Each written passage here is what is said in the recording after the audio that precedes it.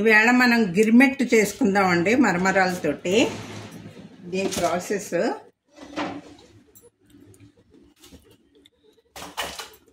Oil వేసుకుందాము.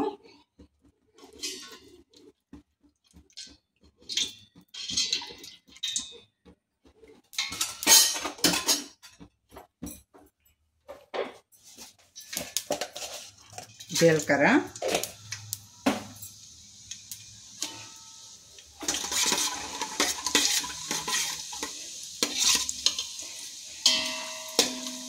జీలకర్ర వేగుతుందండి. ఇప్పుడు ఉల్లిపాయలు వేసుకుందాము.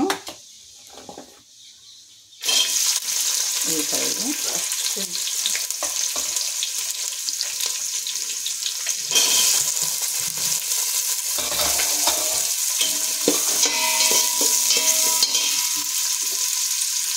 పచ్చిమిరపకాయలు చిన్న ముక్కలు కోసుకొని వేసుకోవాలి.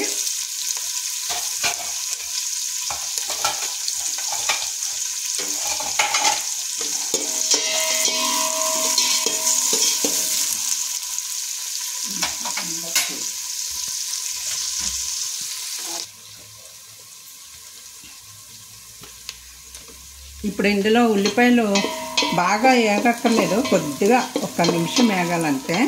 ఇందులో సాల్ట్ వేసుకుందాము. పసుపు, సాల్ట్ పసుపు వేసామండి. ఇప్పుడు ఇందులోను చింతపండు రసం వేసుకుందాం కొద్దిగా.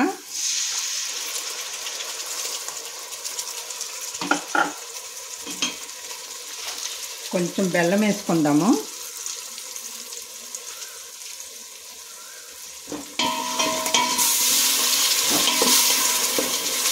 ఇలా కొంచెం వేగేటప్పుడు అండి, కొంచెం ఇలా ఉడికేటప్పుడు మనం వేపించిన పప్పు పుటాణి పొడి చేసుకోవాలి. పుటాణి పొడి వేసుకుందాము. తర్వాత వేరుశనగ ఇది శనగపిండి వేసుకుందాము.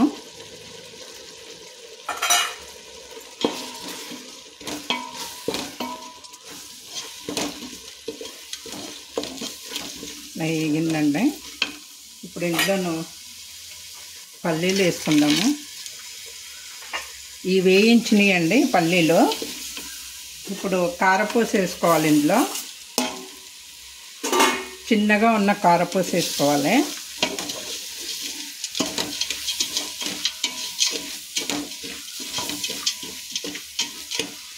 కొంచెం ఆయిల్ తక్కువ ఉందండి, కొద్దిగా వేసుకుందాము.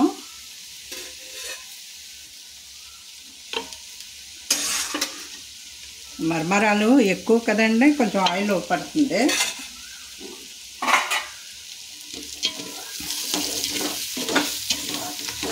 ఇప్పుడు మరమరాలు వేసుకుందామండి.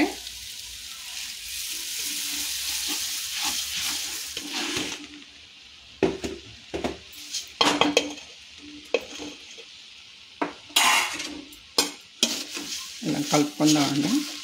స్టవ్ బంద్ చేసుకోవాలి. కింద పెట్టుకుందాము.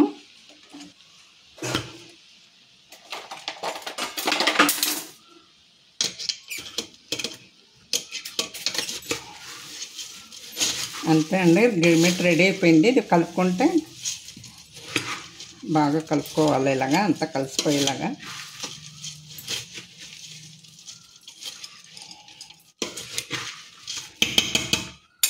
ఇప్పుడు మనం చల్లారిపోయింది కంటే కొంచెం చేతితో కలిపితే బాగా ఎంత అవుతుంది. కొంచెం